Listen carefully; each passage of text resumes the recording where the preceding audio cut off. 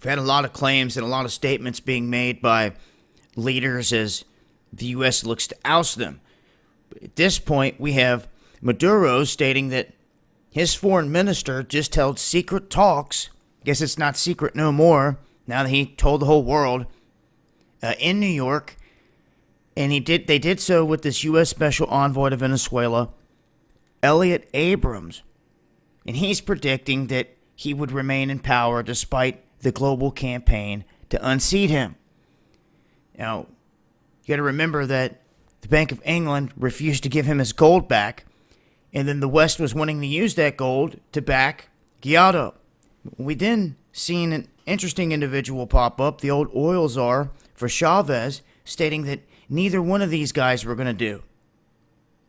That showed a three-way faction, at least, inside of Venezuela in terms of power, although in the third area there is no defined leader, but it shows that there's definitely a group that does not like either side in this situation.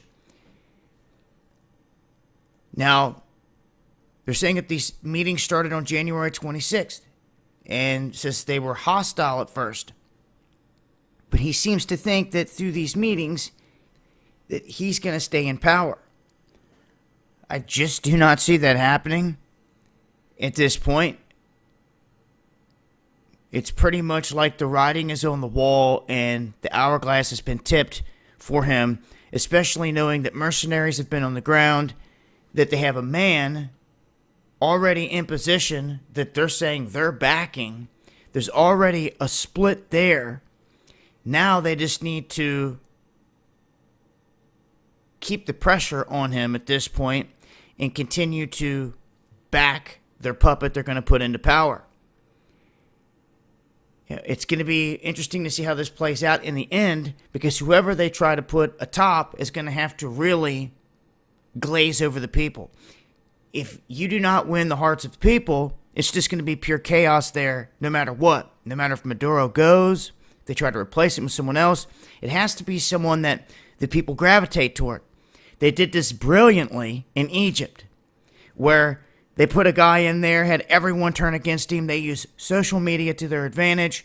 Then they had the whole place turn into absolute chaos.